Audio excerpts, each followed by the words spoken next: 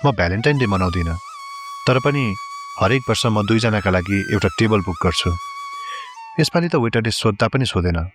उसले मेरो अगाडिको त्यो खाली कुर्सीलाई एक नजर हेऱ्यो र चुपचाप 2 कप कफी टेबलमा राखिदियो। वरिपरिका मान्छेहरू हाँसिरहेका थिए, फोटो खिचिरहेका थिए, एकअर्कालाई केक खुवाउँदै थिए। काउन्टरको छेउमा राता बेलुनहरू झुन्डिएका थिए। कतै मधुरो स्वरमा अङ्ग्रेजी प्रेम गीत घन्किरहेको थियो। अनि म भने त्यहाँ एक्लै बसिरहेको थिएँ। 2 कप कफी, एउटा कप जसलाई कसैले छोएको पनि थिएन।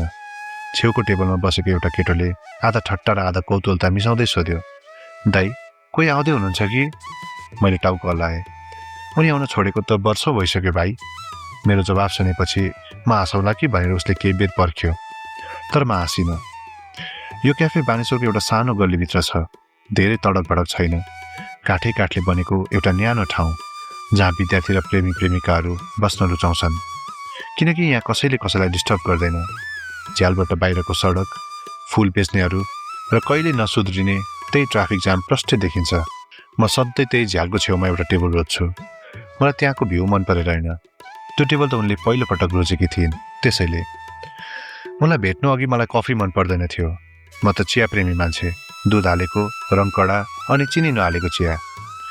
उनले एकपटक मेरो चिया चाखेर म खुम्च्याउँदै भनेकी थिइन्, यो त न मिठो छ न तितो, के मन परेको होला है तिमीलाई? अनि उनले आफ्नो कफी मतिर सार्दै भनिन्, ट्राई गर न। मलाई कफीको स्वाद त मन परेको थिएन, तर मन परेको नाटक गरिदिए। त्यो नै उसँग बोलेको मेरो पहिलो झुट थियो। मेरो अगाडि रहेको कफीबाट बाफ निस्कन बिस्तारै कम हुँदै गयो। उनको कफीको कप सधैँ चाहिँ अशुद्ध नै रह्यो। वेटर फेरि फर्किएर आयो र साह्रै नम्र भएर बोल्यो, मानौ उसलाई मेरो कथा पहिले नै थाहा थियो। सर, यो एउटा कप हटाउँ कि? पर्दैन, मैले तुरुन्त जवाफ दिएँ। उसले टाउको हल्लायो र गयो। म कहिले त्यो कप हटाउन दिन्न। किन हो मलाई नै थाहा छैन। सायद त्यो कप हटाउनु भनेको मलाई उनी अब कहिले फर्किनन् भन्ने कुरा स्वीकार गर्नु जस्तै लाग्थ्यो। मैले आफ्नो फोन खोलेँ र त्यही एउटा च्याटमा गएँ जुन मैले कहिल्यै डिलिट गरिनँ। मिरा, अहिले कुनै प्रोफाइल पिक्चर छैन, खालि एउटा धमिलो खरानी रङको घेरा छ। अन्तिम मेसेज थियो, म आज आउन पाउने भइनँ है, सरी। यो मेसेज यति पुरानो भइसक्यो कि अब त यसलाई बिर्सिदिनु पर्ने हो, तर म हरेक भ्यालेन्टाइनमा यो मेसेज पढ्छु, किनकि मैले उनको बारेमा थाहा पाएको यो नै अन्तिम कुरा थियो। हाम्रो कुनै झगडा भएन, हामी बीच ब्रेकअप पनि भएन। उनले मलाई ब्लक पनि गरेकी छैनन्। उनी त बस मेरो जिन्दगीबाट कतै बेपत्ता भइन्। मलाई त्यो दिन अझै प्रष्ट याद छ। उनले मलाई भनेकी थिइन्, अर्को वर्षसम्म सबै कुरा क्लियर हुनेछ। उनले के भन्न खोजेकी थिइन् मैले सोधिनँ। मैले त केही पनि सोधिनँ। मलाई लाग्यो अझै धेरै समय बाँकी छ। हामीलाई लाग्छ समय सधैँ हुन्छ, तर एक्कासी एक दिन सबै समय सकिन्छ।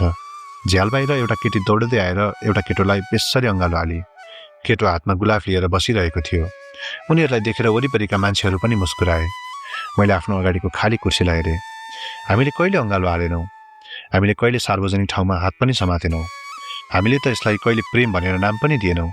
तर पनि मैले आफ्नो जीवनमा कसैलाई यसरी कहिले पर्खिनँ जसरी त्यो दिन उनलाई पर्खेको थिएँ। 6 घन्टा म त्यहीँ बसिरहेँ।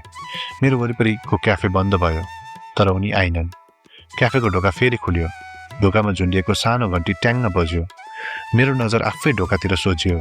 हरेक वर्ष मेरो मनले मलाई नसोधी यसै गरी आशा गर्छ। 1 सेकेन्डका लागि त मलाई लाग्यो उनी नै हुन्। त्यही उचाइ, त्यही कपाल।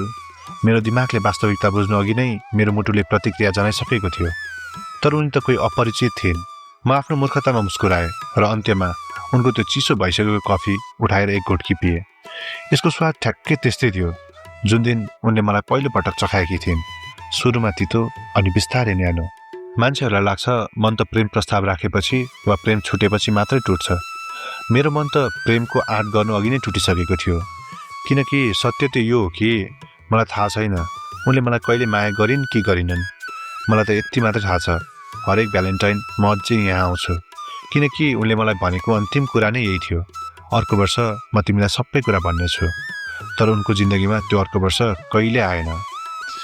मेरो र मिराको भेट कलेजमा भएको होइन, कुनै पार्टीमा पनि होइन, न त साथीभाइ मार्फत नै हाम्रो चिन्जान भएको हो।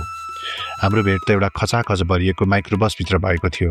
त्यो एउटा यस्तो साँझ थियो जब काठमाडौँको ट्राफिक जामले हलचल गर्ने नामै लिएको थिएन। म बस पर्खिँदा थाकिसकेको थिएँ।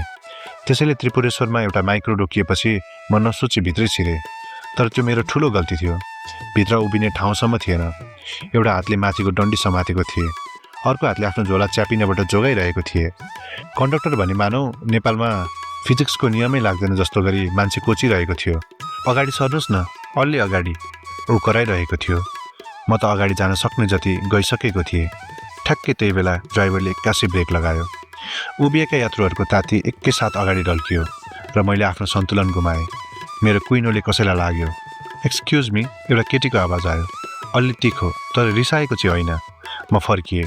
उनी पछाडिको सिटमा दुईजना यात्रुको बीचमा थिचिएर उभिएकी थिइन्। एउटा हातले फोन र अर्कोले सिटको ह्यान्डल समात्ने कोसिस गरिरहेकी थिइन्। उनका केही कपालका चुल्ठोहरू अनुहारमा झरेका थिए र उनी प्रष्टै झर्किएकी देखिन्थिन्। आइएम रियली सरी, मैले तुरुन्तै भनेँ। उनले एक सेकेन्ड मलाई हेरिन् अनि टाउको हल्लाइन्। तपाईँको गल्ती होइन, यो माइक्रो नै डेन्जर छ। म हकमकाउँदै मुस्कुराएँ। हाम्रो कुराकानी त्यहीँ सकिनुपर्ने थियो, तर माइक्रोले फेरि झड्का दियो। यसपालि त म झन्डै लडेको थिएँ। उनले नजानिदो पाराले मेरो स्वेटरको बाउला समातेर मलाई सम्हालिन्। एकछिन त हामी दुवै स्तब्ध भयौँ। गुडिरहेको माइक्रो बसभित्र दुई अपरिचित व्यक्तिहरू एकअर्काको सहारा बनिरहेका थियौँ, जबकि बाँकी 10 जना यात्रुहरू केही नभए झैँ गरी बसिरहेका थिए। उनले तुरुन्तै हात छोडिन्। ड्राइभर त रेस जित्न हिँडा जस्तो चलाउँछ, उनले गुनगुनाइन्। मैले रोक्न खोज्दा खोज्दै पनि हाँसो फुत्किहाल्यो। उनले याद गरिन्, तपाईँ हाँसिरहनु भएको छ, म त यहाँ झन्डै मरिसकेकी थिएँ। तपाईँले पहिले मलाई समात्नु भएको हो नि त, मैले जिस्काउँदै भनेँ। उनले आँखी भाउ उछाल्दै भनिन्, अनि तपाईँ चाहिँ ममाथि लड्न आउनु भएको होइन त? कुरा त सही थियो। केही स्टपपछि एउटा सिट खाली भयो, ठ्याक्कै पछाडिको कुनाको सिट। उनले सिटलाई हेरिन् अनि मलाई, तपाईँ बस्नुहोस् न, मैले भनेँ। नाइ, तपाईँ धेरै बेरदेखि उभिनु भएको छ, उनले जवाफ दिन्। हामी एकछिन त्यसै अप्ठ्यारो मान्दै उभिरह्यौँ। कन्डक्टरले त हामीलाई मानौ हामीले सरकारी सम्पत्ति खेर फालिरहेका छौँ जस्तो गरी हेरिरहेको थियो। एउटा त बस्नुहोस् न हो, ऊ करायो। अन्त्यमा उनी बसिन् अनि केही बेरपछि अलि छेउतिर सर्दै भनिन्, आधा आधा गरौँ न त। त्यो सिट बढीमा 1.5 जनाका लागि मात्रै थियो। तैपनि म निकै होसियारीका साथ कुनामा बसेँ, उनलाई नछोइयोस् भन्ने कुरामा सतर्क हुँदै। हामी दुवैजना क्लासमा कुरा गर्दा गर्दै समातिएका स्कुले बच्चा जस्तै सिधा अगाडि हेरेर बसिरह्यौँ। 1 मिनेटपछि उनी बोलिन्, के तपाईँ सधैँ यति धेरै सरी भनिरहनुहुन्छ कि पब्लिक बसभित्र कसैलाई ठोकिँदा मात्रै? उनी हल्का मुस्कुराइन्। पहिलोपटक उनको अनुहारको झर्को मेटिएर एउटा कोमलता छाएको थियो। कहाँ झर्ने हो, उनले सोधिन्। बानेश्वर, मेरो पनि त्यही हो। फेरि सन्नाटा छायो। झ्याल बाहिर काठमाडौँ बिस्तारै गुडिरहेको थियो। पसलका बत्तीहरू बल्दै थिए। मोमो पसलबाट बाफ निस्किरहेको थियो। विद्यार्थीहरू झोला भिरेर हिँडिरहेका थिए अनि प्रेमी प्रेमिकाहरू पेटीमा बसेर मधुरो स्वरमा झगडा गर्दै थिए। त्यही बेला उनको हातबाट फोन चिप्लिएर भुइँमा खस्यो। माइक्रोमा यति भिड थियो कि उनलाई निहुरिन पनि गाह्रो थियो। मैले फोन उठाएर उनलाई दिएँ। उनी अलि लजाए जस्तो देखिन्। थ्याङ्क्स। फोनको लक स्क्रिनको वालपेपरमा एउटा सानो नोट लेखिएको थियो, डोन्ट ओभरथिङ्क। किन कुनै त्यो कुरा मेरो मनमा गढ्यो। बानेश्वर आइपुग्नै लाग्दा कन्डक्टरले फेरि स्टपको नाम लिएर कराउन थाल्यो। गाडी रोकिनु अघि नै मान्छेहरू ढोकातिर उत्रिन थाले। हामी दुवै उठ्यौँ। उनले ओर्लिने बेला आफ्नो इयरफोन सिटमै बिर्सिन लागेकी थिइन्। सुन्नुहोस् त, मैले बोलाएँ। उनी फर्किन्। मैले इयरफोन उनलाई थमाएँ। फेरि सरी है, उनले यसपालि मुस्कुराउँदै भनिन्। तपाईँले केही गरेकै छैन नि? उनी एकछिन हिचकिचाइन् अनि निकै सहज पाराले भनिन्, कफी खाने? म छक्क परेँ। अहिले नै? उनले नजिकैको गल्लीभित्र रहेको एउटा सानो क्याफेतिर इसारा गरिन्। यो माइक्रोको युद्ध जितेपछि मन शान्त पार्न कफी त पिउनै पर्छ नि। मैले नाइ भन्नुपर्ने थियो। मलाई काम थियो, धेरै कुराहरू गर्नु थियो, तर मेरो मुखबाट निस्कियो, हुन्छ। त्यो मेरो जीवनको एउटा यस्तो निर्णय थियो जसले मेरो संसारै बदलिनेवाला थियो। हामी एउटा यस्तो क्याफेमा छिर्यौँ जहाँ हाम्रो जाने कुनै योजना नै थिएन। उनले तुरुन्तै झ्याल छेउको टेबल रोजिन्। यहीँ ठिक छ, उनले भनिन्। मलाई मान्छेहरू आउजाउ गरेको हेर्न मनपर्छ। मलाई त्यति बेला थाहा थिएन यो टेबल मेरा लागि यस्तो ठाउँ बन्नेछ जहाँ म वर्षौँसम्म आइरहनेछु। वेटर आयो। उनले ढुक्कसँग कफी अर्डर गरिन्। मैले चिया मगाएँ। उनले मलाई यसरी हेरिन् मानौ मैले उनलाई निराश पारेको छु। पहिलो भेटमै कस्तो झ्याउ लाग्दो चोइस, उनले भनिन्। अनि उनले आफ्नो कफी मतिर सार्दै भनिन्, ट्राई गर न। मैले एक घुटकी पिएँ। तितो थियो। उनले मेरो अनुहारको भाव ध्यान दिएर हेरिरहेकी थिइन्। मिठो छ, उनले सोधिन्। मैले झुट बोलेँ, मिठो छ। उनी मुस्कुराइन्, मानौ उनले कुनै ठुलो युद्ध जितेकी छिन्। अनि उनले अन्त्यमा भनिन्, मम्मी र? मैले टाउको हल्लाएँ। मैले आफ्नो नाम भन्नु अघि नै उनले भनिन्, थाहा छ कन्डक्टरले बाटोभरि तिम्रो स्टप भन्दै कराइरहेको थियो नि। त्यो साँझमा पहिलोपटक दिल खोलेर हाँसेँ। र यसरी मेरो भेट त्यो केटीसँग भयो जो पछि गएर मेरो जीवनको त्यही एउटा मान्छे बनी जसलाई म हरेक भ्यालेन्टाइन डेमा पर्खिरहन्छु। त्यो दिनपछि मलाई लागेको थियो मिरासँग मेरो अब कहिले भेट हुने छैन। काठमाडौँ एउटा यस्तो सहर हो जहाँ मान्छेहरू हराउन साह्रै सजिलो हुन्छ। एउटै माइक्रोको यात्रा, एक कप कफी, एउटा मिठो कुराकानी, अनि जिन्दगी आफ्नै दिशातिर मोडिएर जान्छ। अक्सर हुने नै यही त हो। तर त्यसको एक हप्तापछि बानेश्वरको चोकतिर बाटो काट्दै गर्दा पछाडिबाट कसैले बोलायो, ए कफी म्यान। म टक्क रोकिएर फर्किएँ। उनी एउटा स्टेसनरी पसल अगाडि फाइल बोकेर उभिरहेकी थिइन्। हामी वर्षौँदेखिका पुरानो साथी झैँ गरी उनी मुस्कुराइन्। अझै पनि कफी मन परेको नाटक नै गर्दै हुनुहुन्छ, उनले जिस्काइन्। मैले नहाँसी बस्नै सकिनँ। तपाईँ चाहिँ अझै पनि अपरिचितहरूलाई जबरजस्ती कफी पिलाउँदै हुनुहुन्छ? म जबरजस्ती गर्दिनँ, म त मान्छेको टेस्ट सुधार्ने कोसिस गर्छु। हामी एकछिन त्यहाँ अलमल परेर उभियौँ। न हामी अपरिचित थियौँ, न त साथी नै भइसकेका थियौँ। त्यसपछि उनले निकै सहज भावमा भनिन्, यतातिर हिँड्न लाग्नु भएको हो, म पनि त्यतै जाँदैछु। अनि हामी सँगै हिँड्यौँ। हाम्रो दोस्रो पटकको कुराकानी यसरी नै सुरु भयो। कुनै योजना थिएन, फोन नम्बरको साटासाट पनि भएको थिएन, बस एउटा संयोग मात्रै थियो। मैले मिराको बारेमा एउटा अनौठो कुरा महसुस गरिहालेँ। उनले कहिले व्यक्तिगत प्रश्न सोधिनन्, कहाँ काम गर्नुहुन्छ, के गर्नुहुन्छ, न त तपाईँ सिङ्गल हुनुहुन्छ। यी सबै कुराहरू मिराले कहिले सोधिनन्। बरु उनले यस्ता कुराहरू सोध्थिन्, के तपाईँ कहिलेकाहीँ पुराना च्याटहरू दोहोऱ्याएर पढ्नुहुन्छ? के तपाईँ पनि सोध्नु अघि मनमनै काल्पनिक संसार बुन्नुहुन्छ? के तपाईँले कहिले जानी जानी बस छुटाउनु भएको छ? उनका कुराकानीहरू कहिले सतही हुँदैनथे। उनी बिस्तारै कुराको गहिराइमा पुग्थिन्, तर किन त्यस्तो सोधेको भनेर कहिले खुलाउँदिनथिन्। त्यो दिन जब हामी त्यही क्याफे जाने गल्ली पुग्यौँ, उनी रोकिन्। अर्को भ्यालेन्टाइनमा फुर्सद छ? उनले अचानक सोधिन्। म अलमलमा परेँ। भ्यालेन्टाइन? त्यो आउन त अझै कति महिना बाँकी छ नि। तैपनि फुर्सद छ कि छैन? फुर्सद त होला नि, किन र?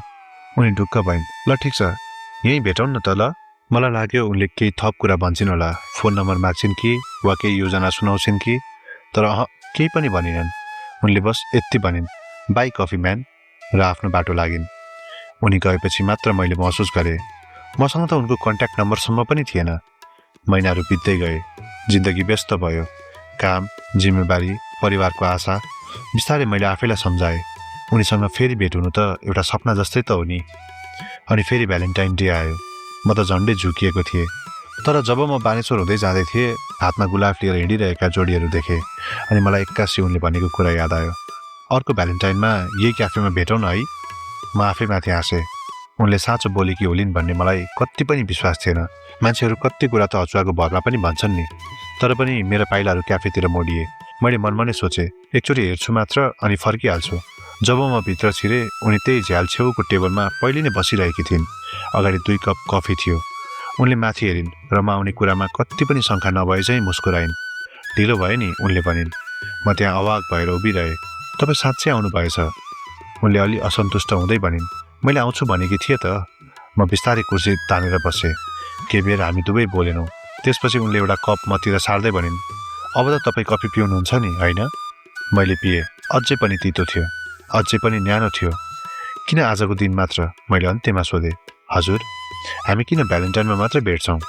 उनले झ्याल बाहिर आउजाउ गरिरहेका मान्छेहरूलाई हेरिन्। किनभने वर्षमा एक दिन त कफी पिउनु पर्यो नि, उनले भनिन्। मैले कुरै बुझिनँ। उनी मधुरो मुस्कुराइन्। यदि हामी दिनदिनै भेट्न थाल्यौँ भने हामी पनि अरू जस्तै सामान्य हुन्छौँ। त्यसपछि हामी एकअर्काबाट अपेक्षा गर्न थाल्छौँ। फोन किन नगरेको, म्यासेजको रिप्लाई किन ढिलो आयो, स्पष्टीकरणको सिलसिला सुरु हुन्छ।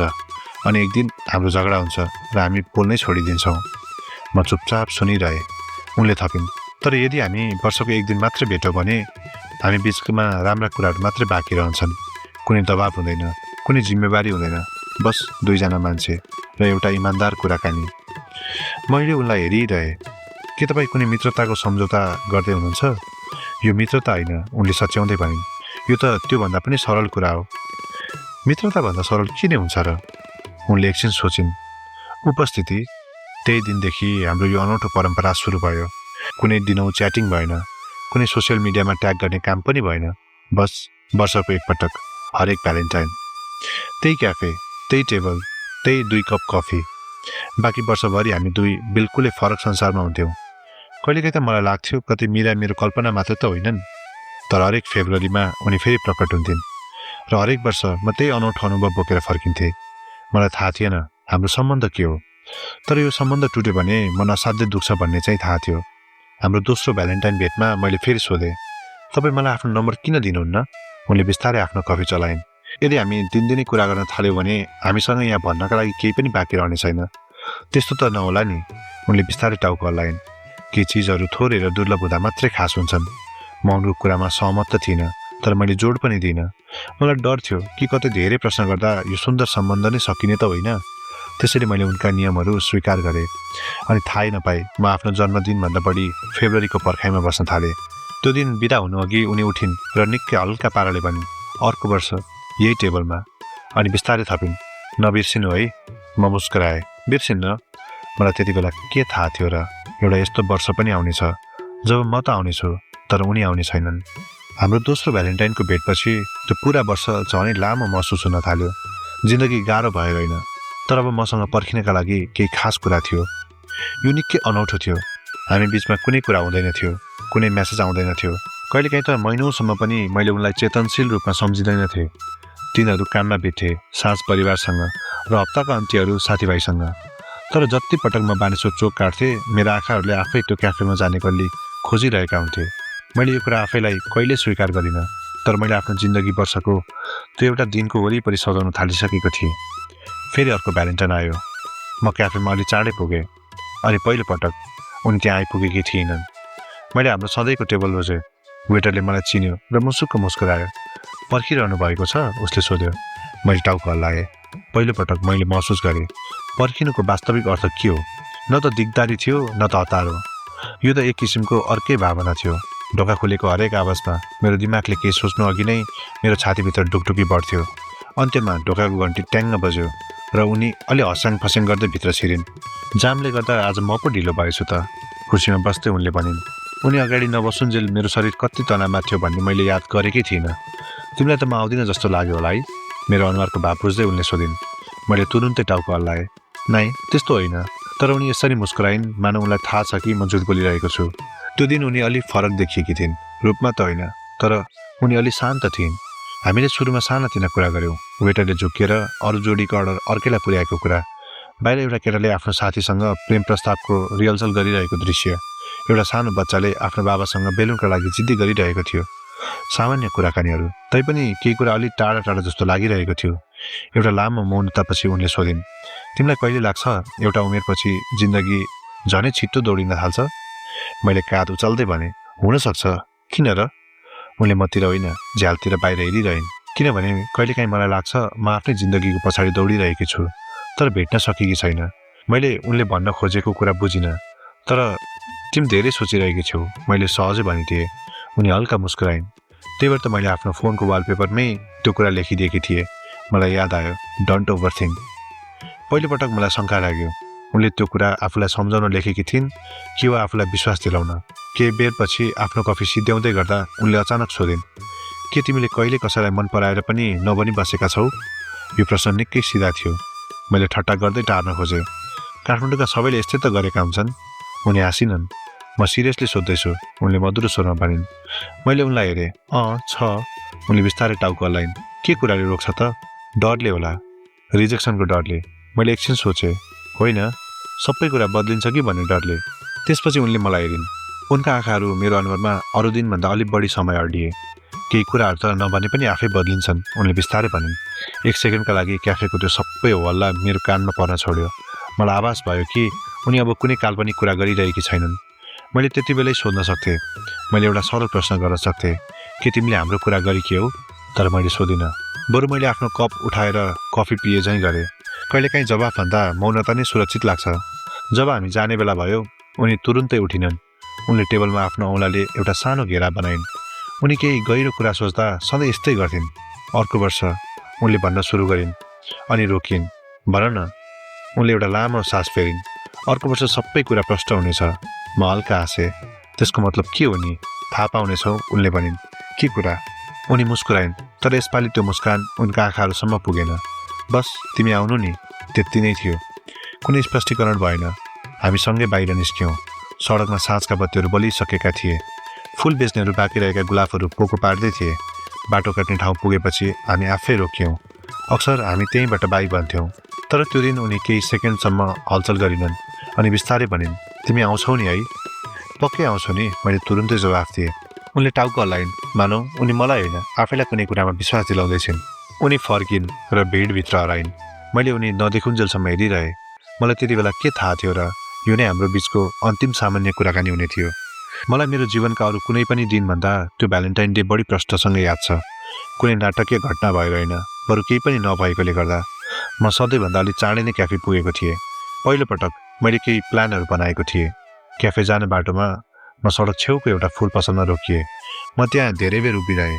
कुनै बुक्की लिने भनेर हेरे जस्तै गर्दै म आफैसँग तर्क गरिरहेको थिएँ। यो कस्तो पागलपन हो, हामीले त अहिलेसम्म हाम्रो सम्बन्धलाई कुनै नाम दिएकै छैनौँ। कतै उनले मलाई देखेर हाँस्ने त होइनन्। अन्त्यमा मैले एउटा रातो गुलाफ मात्रै किनेँ। कुनै ठुलो बुक्के होइन, कुनै ठुलो इसारा पनि होइन, बस एउटा सानो चिज जसलाई आवश्यक परेको खण्डमा सजिलै लुकाउन वा व्यवस्था गर्न सकियोस्। मैले त्यसलाई आफ्नो झोलाभित्र यसरी जतनले लुकाएँ मानौ त्यो कुनै अपराधको ठुलो प्रमाण थियो। मलाई थाहा थिएन म के अपेक्षा गरिरहेको थिएँ। सायद अलि साहस, सायद अलि स्पष्टता, वा सायद यो अन्यलको एउटा अन्त्य। किनकि हाम्रो पछिल्लो कुराकानीपछि मलाई विश्वास थियो कि उनले आज केही महत्त्वपूर्ण कुरा भन्ने छिन् र यसपालि म जवाफ दिन तयार थिएँ। वेटरले मलाई चिन्यो र मुसुक्क मुस्कुरायो। त्यही टेबल हो सर, उसले सोध्यो। मैले टाउको हल्लाएँ र कुर्सी तानेर बसेँ। अर्डरै नगरी 2 कप कफी टेबलमा आइपुग्यो। मैले ढोकातिर हेरेँ। ढोका खुलेको हरेक आवाजमा मेरो शरीरले आफै प्रतिक्रिया दिन्थ्यो। एउटी केटी भित्र छिरिन्, उनी होइनन्। अर्की छिरिन्, उनी पनि होइनन्। कलेजका विद्यार्थीहरूको एउटा समूह छिर्यो, उनी त्यहाँ पनि थिएनन्। मैले आफैलाई सम्झाएँ, उनी आउन ढिलो मात्र भएको हो। काठमाडौँको जाम त हो नि। केही बेरपछि वेटर फेरि फर्केर आयो। अर्को कफी अहिले नै बनाऊ कि एकछिन पर्खौँ सर? उसले निकै सोचेर सोध्यो। पर्दैन, बनाइदेऊ, मैले भने। उनी आउँछिन्। मैले यो कुरा निकै आत्मविश्वासको साथ भने, सायद आफैलाई विश्वास दिलाउन, किनकि उनले आजसम्म कहिले आफ्नो बाचा तोडेकी थिएनन्। हरेक वर्ष उनी आउँथिन्। हरेक वर्ष मैले यहाँ बसेर अरू जोडीहरूले उपहार साटसाट गरेको, सेल्फी खिचेको, फोटो राम्रो नआएकोमा झगडा गरेको र बिना सित्ते हाँसेको हेरिरहेँ। क्याफे कहिले भरिन्थ्यो, कहिले खाली हुन्थ्यो, फेरि भरिन्थ्यो। मैले आफ्नो फोन खोलेँ, कुनै मेसेज थिएन, कुनै मिस कल पनि थिएन। तर हामीले एकअर्कालाई कहिले फोन गर्दैनथ्यौँ, त्यो त हाम्रो लागि सामान्य थियो। त्यही पनि केही कुरा अलिक फरक महसुस भइरहेको थियो। म आफै उनको तर्फबाट स्पष्टीकरणहरू सोच्न थालेँ। सायद घरमा पाहुना आए कि, सायद अफिसमा केही जरुरी काम पो पर्यो कि, सायद उनको फोनको ब्याट्री सक्यो कि, वा सायद उनी बाटैमा छिन् कि। मैले एकपछि अर्को बाहनाहरू बुन्न थालेँ ताकि मैले त्यो एउटा सम्भावनाको बारेमा सोच्न नपरोस् कि उनी आउने छैनन्। मेरो अगाडि रहेको उनको कफी चिसो भइसकेको थियो। मैले त्यसलाई छोइनँ। मैले वेटरलाई त्यो कफी हटाउन पनि दिइनँ। कुनै बेला क्याफेको सङ्गीत बदलियो। झ्याल बाहिर साँझको उज्यालो बिस्तारै रातको अँध्यारोमा परिणत भयो। फुलहरू बेच्नेहरूले आफ्ना डोका र टोकरीहरू पोको पार्न थाले। मैले महसुस गरेँ मभन्दा पछि आएका मान्छेहरू पनि गइसकेका थिए। म अझै त्यहीँ बसिरहेको थिएँ, पर्खिरहेको थिएँ। अन्त्यमा वेटर बिस्तारै मेरो नजिकै आयो। सर, अब त हाम्रो बन्द गर्ने बेला भयो। मैले वरिपरि हेरेँ। क्याफे लगभग खाली भइसकेको थियो। समय कसरी बित्यो मैले पत्तै पाइनँ। मैले थुक निलेँ र टाउको हल्लाएँ। थप 5 मिनट मात्र, मैले भने। ऊ सहमत भयो। मलाई थाहा थियो ती 5 मिनटले केही पनि बदल्नेवाला छैनन्। तैपनि म पर्खिरहेँ, किनकि आशा कुनै तर्कले सकिँदैन। यो त बिस्तारै बिस्तारै मर्छ। निस्कनु अघि मैले आफ्नो झोलाबाट त्यो गुलाफ निकालेँ। मैले त्यसलाई एकछिन टोलाएर हेरेँ अनि बिस्तारै उनको तर्फको खाली टेबलमा राखिदिएँ। कुनै प्रेम प्रस्तावको रूपमा होइन, कुनै स्वीकारोक्तिको रूपमा पनि होइन। बस यो एउटा यस्तो चिज थियो जुन म उनलाई दिन चाहन्थेँ। मैले 2 कप कफीको पैसा तिरेँ र उठेँ। 1 सेकेन्डका लागि मलाई अझै पनि लाग्यो कतै मेरो पछाडि ढोका खुल्ने त होइन। तर खुलेन। बाहिर बानेश्वर सधैँ चाहिँ व्यस्त थियो। बाइकहरूको हेडलाइटको उज्यालो, सडकको हल्ला सबै सामान्य थियो। बस म मात्र त्यो भिडभित्र एक्लो महसुस गरिरहेको थिएँ। चोकको छेउमा उभिएर मैले अन्तिम पटक आफ्नो फोन चेक गरेँ। एउटा मेसेज आयो। मेरो मुटुको धड्कन 81 बढ्यो। मिरा, म आज आउन पाउने भइनँ, सरी है। अरू केही थिएन, कुनै स्पष्टीकरण थिएन। भोलि भेटौँला वा फेरि कुरा गरौँला केही पनि लेखिएको थिएन। बस त्यति नै। मैले त्यो मेसेज पटक पटक पढेँ। ती शब्दहरू बिचको अर्थ खोज्न निकै कोसिस गरेँ। मैले टाइप गरेँ, तिमी ठिक त छौ नि? मैले पठाउन सकिनँ। फेरि टाइप गरेँ, के भयो अचानक? त्यसलाई पनि डिलिट गरेँ अनि अन्त्यमा लेखेँ, इट्स ओके। मैले त्यही पठाएँ। मेसेज डेलिभर भयो, तर कुनै जवाफ आएन। त्यो नै मैले उनबाट प्राप्त गरेको अन्तिम मेसेज थियो। मलाई लागेको थियो उनले भोलिपल्ट सबै कुरा बताउने छिन्, वा अर्को हप्ता, वा अर्को भ्यालेन्टाइनमा। मलाई त्यो रात के थाहा थियो र मेरो उनीसँगको अन्तिम भेट त भइसकेको रहेछ। सुरुका केही दिन त खासै आत्तिएको थिइनँ। म आफैलाई सम्झाउँथे। सबै कुरा सामान्य भएपछि मीराले आफै मेसेज गर्ने छिन्। उनी तुरुन्तै स्पष्टीकरण दिने खालकी थिएनन्। जब उनी तयार हुन्थिन् तब मात्रै बोल्थिन्। त्यसैले मैले धैर्य गरेर पर्खिएँ। 1 दिन, 2 दिन, 1 हप्ता। काममा जानु अघि र सुत्नु अघि म सधैँ हाम्रो च्याट खोलेर हेर्थेँ। मैले पठाएको त्यो मेसेज इट्स ओके धेरै समयसम्म एउटै खरानी रङको टिकमा अडिएर बस्यो। अनि धेरै दिनपछि बल्ल त्यो 2टा टिक भयो। मेसेज डेलिभर त भयो, तर जवाफ भने आएन। मैले मन बुझाएँ, सायद उनी निकै व्यस्त होलिन्। आखिर हामी दिनदिनै कुरा गर्ने मान्छे पनि त होइन उनी। सायद यो सामान्य नै हो। सायद म अलि बढी नै सिरियस भइरहेको छु। तर बिस्तारै एउटा कुराले मलाई भित्रभित्र पिरोल्न थाल्यो। उनलाई भेटेको यति समय भइसक्दा पनि मलाई उनी कहाँ छिन् भन्ने अलिकति पनि पत्तो थिएन। मलाई थाहा थिएन उनी कहाँ बस्छिन्। मलाई यो पनि थाहा थिएन उनी कहाँ काम गर्छिन्। मलाई उनका साथीहरू को हुन् भन्ने पनि थाहा थिएन। मलाई त मात्र उनको मनपर्ने टेबल, उनले कस्तो कफी रुचाउँछिन् भन्ने कुरा र केही सोच्दा उनले आफ्नो औँठी घुमाउने तरिका मात्रै थाहा थियो। उनी हराइन् भने उनलाई खोज्न मद्दत गर्ने एउटा पनि सुईको मसँग थिएन। यो कुरा महसुस हुनु उनको उपस्थिति भन्दा पनि बढी भारी भइदियो। केही दिनपछि म फेरि त्यही क्याफेमा गएँ। भ्यालेन्टाइनको दिन होइन, एउटा सामान्य दिवस हो। वेटरले मलाई तुरुन्तै चिन्यो। फेरि आउनुभयो। उसले अचम्म मान्दै सोध्यो। मैले निकै सहज हुन खोज्दै, मसँग आउने त्यो केटी, तपाईँले चिन्नुभएको छ उसलाई? उसले एकछिन सोच्यो र टाउको हल्लायो। छैन सर, तपाईँहरू वर्षको एकपटक मात्रै आउनुहुन्छ। हाम्रो कहिले कुरै भएन। के उनी अरू कुनै दिन यहाँ आउँछिन्? आउँदिनन्। त्यो जवाफले मेरो मनमा अलिक चोट पुर्यायो, किनकि हाम्रो सारा सम्बन्ध वर्षको त्यही 1 दिनमा मात्र सीमित थियो। त्यो दिनभन्दा बाहिर उनको कुनै नाम निशाना नै थिएन। मैले ती ठाउँहरूमा उनलाई खोज्न थालेँ जसलाई मैले पहिले वास्तै गरेको थिइनँ। त्यो स्टेसनरी पसल जहाँ मैले उनलाई पहिलोपटक बाटोमा देखेको थिएँ। म त्यहाँ कैयौँ साँझ कापी कलम हेरे चाहिँ गरेर बसेँ, तर उनी आइनन्। बानेश्वरको त्यो बस स्टप, म अफिस सकेपछि कति बेरसम्म त्यत्तिकै उभिरहन्थेँ। अपरिचित मान्छेहरू आउँथे र जान्थे, तर मीरा कहिले देखिनन्। मैले त संयोगले फेरि भेट हुन्छ कि भनेर उही समयमा उस्तै देखिने माइक्रो बसहरूमा चढ्ने प्रयास पनि गरेँ, तर कतै केही भएन। काठमाडौँ एकाएक निकै ठुलो लाग्न थाल्यो। एक साँझ नसोचिकन मेरा पाइलाहरू पशुपति क्षेत्रतिर मोडिए। म त्यहाँ कुनै धर्मकर्मका लागि गएको थिइनँ। मलाई त मात्र मेरो आफ्नो विचारहरूभन्दा अलि शान्त ठाउँ चाहिएको थियो। म पशुपतिको सिडीमा बसेँ। आरतीको घन्टीहरू टाढा कतै बजिरहेका थिए। मान्छेहरू शान्त भावमा यताउति गरिरहेका थिए। कोही प्रार्थना गर्दै थिए त कोही टोलाएर बसिरहेका थिए। पहिलोपटक मैले त्यो सम्भावनालाई मनमा ठाउँ दिएँ जसलाई म अहिलेसम्म पन्छाइरहेको थिएँ। यदि उनी अब मलाई भेट्न चाहन्नन् भने नि, हाम्रो कुनै झगडा भएको थिएन, कुनै मनमुटाव पनि थिएन। तर हुनसक्छ वर्षमा एकपटक भेट्ने हाम्रो त्यो परम्परा मेरा लागि जति खास थियो उनका लागि त्यति नहुन पनि सक्छ। सायद उनका लागि यो एउटा यस्तो बानी थियो जसको अब उनलाई आवश्यकता नै रहेन। मैले यो कुरालाई स्वीकार गर्ने प्रयास गरेँ। यो नै सबैभन्दा तर्कसङ्गत कुरा थियो। तैपनि मेरो मनले यो कुराहरू मानिरहेको थिएन, किनकि मीरा बिना कुनै जानकारी यसरी बेपत्ता हुने खालकी मान्छे नै होइनन्। यदि उनलाई यो सबै अन्त्य गर्नु नै थियो भने उनले सिधै भन्न सक्थिन्। हप्ताहरू बितेर महिनाहरू भए। उनको च्याटहरू कहिले अपडेट भएन। उनको प्रोफाइल पिक्चर कहिले देखिएन। उनको नम्बरमा फोन त जान्थ्यो, तर कसैले उठाउँदैन थियो। मानौ त्यो एउटा यस्तो ढोका थियो जुन बाहिरबाट त देखिन्थ्यो, तर भित्रबाट कहिले खुल्दैन थियो। बिस्तारै जिन्दगी पुरानै लयमा फर्कियो। अफिसको काम, पारिवारिक जमघट, चाडपर्व, साथीहरूको बिहे, मान्छेहरू अगाडि बढ्दै गए। म पनि बाहिरबाट हेर्दा अगाडि नै बढिरहेको थिएँ। तर बानेश्वर चोक काट्दा मेरा आँखाहरू अझै पनि झुकिएर त्यही क्याफेको गल्लीतिर सोचिन्थे। बानी पनि अचम्मको हुने रहेछ। केही सम्बन्धहरू कहिले टुट्दैनन्, बस ती अलि शान्त भइदिन्छन्। जब समय घुमेर फेरि फेब्रुअरीको नजिक आइपुग्यो, मैले एउटा अनौठो कुरा महसुस गरेँ।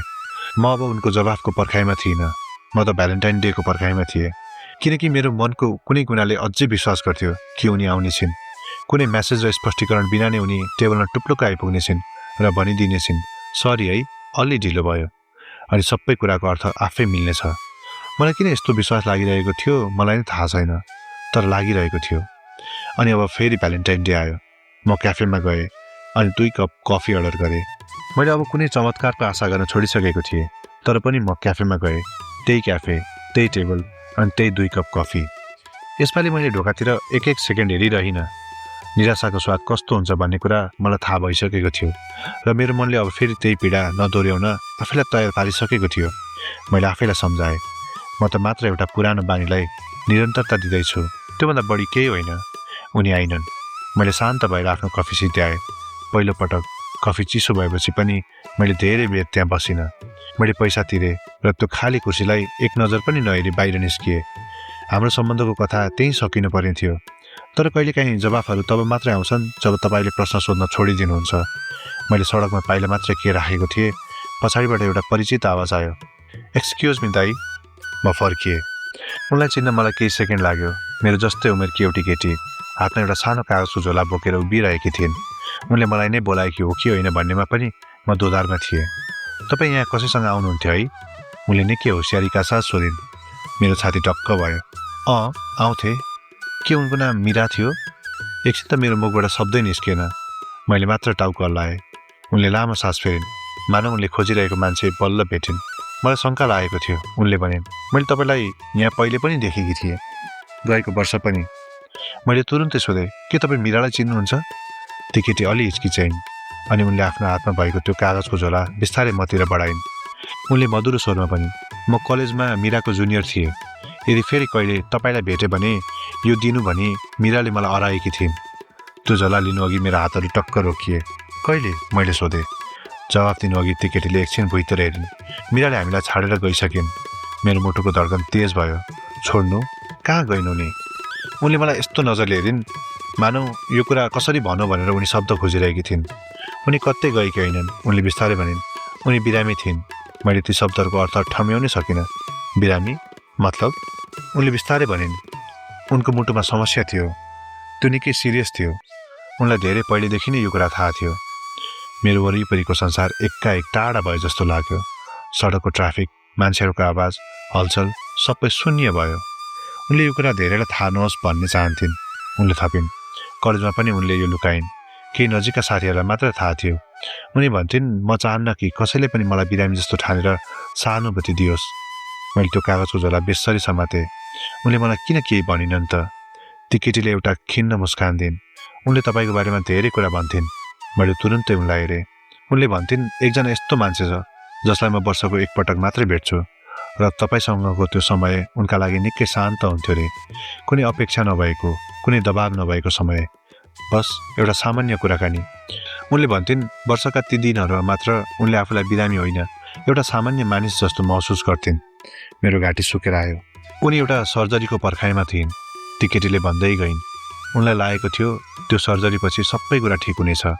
त्यसैले त उनले तपाईँलाई भनेकी थिइन्, अर्को वर्ष सबै कुरा प्रष्ट हुनेछ। मेरा हातहरू काम्न थाले। जुन भ्यालेन्टाइनमा उनी आइनन्, मैले कापेको स्वरमा भने।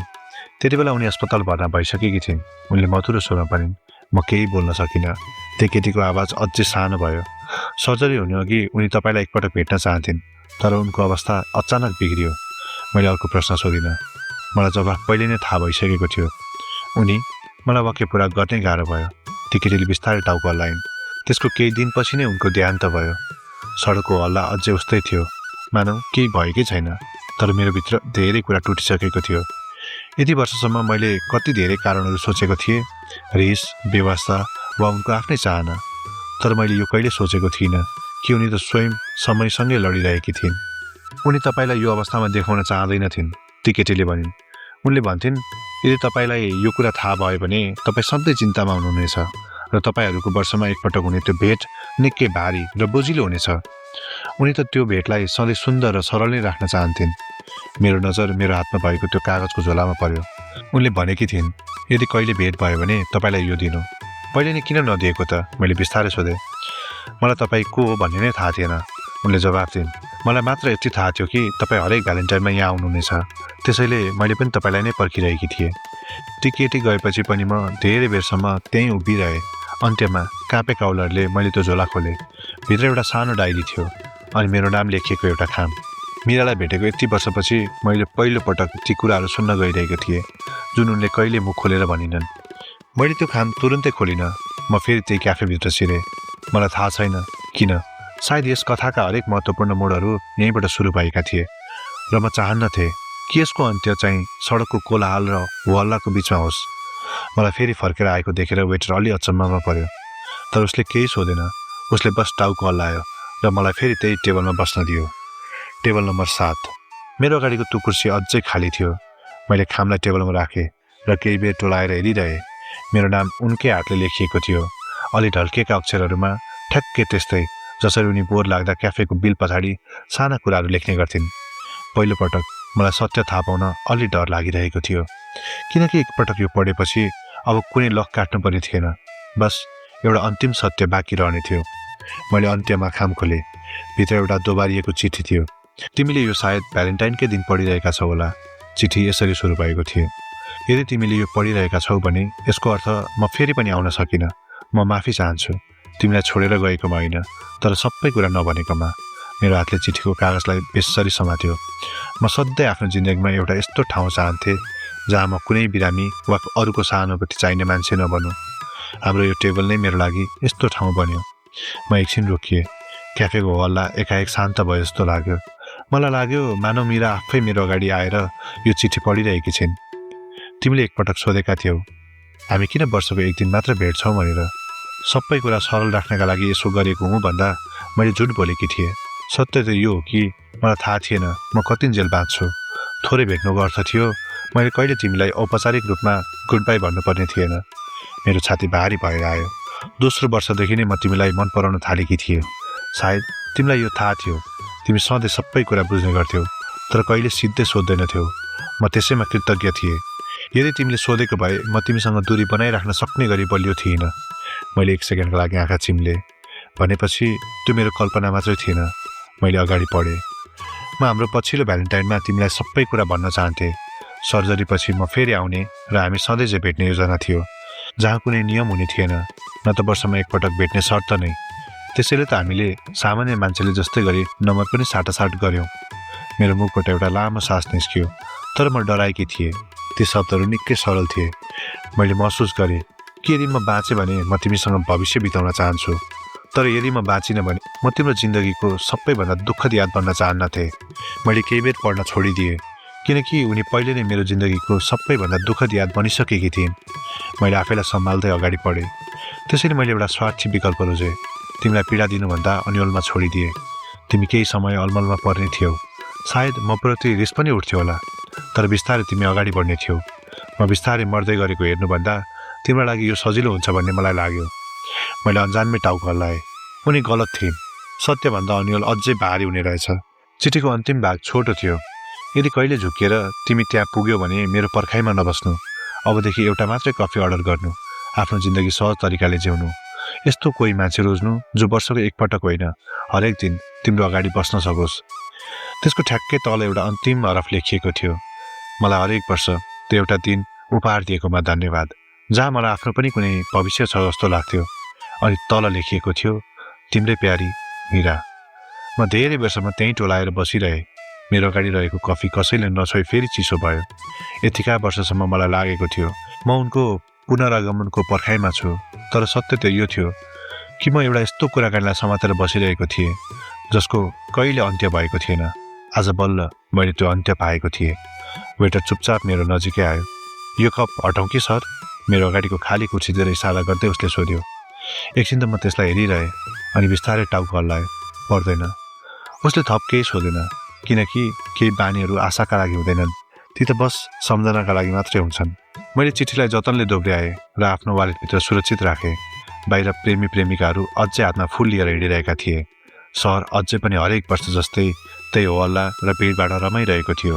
केही पनि बदलिएको थिएन। बस अब मलाई थाहा थियो कि उनी किन आइनन्। मैले उनको कफीको कप उठाएर एक घुट्की पिएँ। सुरुमा तितो लाग्यो, अनि बिस्तारै न्यानो। ठ्याक्कै त्यस्तै जुन दिन उनले मलाई पहिलोपटक चखाएकी थिइन्। मान्छेहरू सोध्छन् माया व्यक्त गर्न प्रपोज नै गर्नुपर्छ। हाम्रो प्रेममा कहिले कुनै शब्दको लेनदेन भएन। हामीले कहिले हात समातेनौँ, कहिले म तिमीलाई माया गर्छु भनेनौँ, न त कुनै बाचा नै कस्यौँ। तैपनि म हरेक वर्ष यहाँ आउँछु।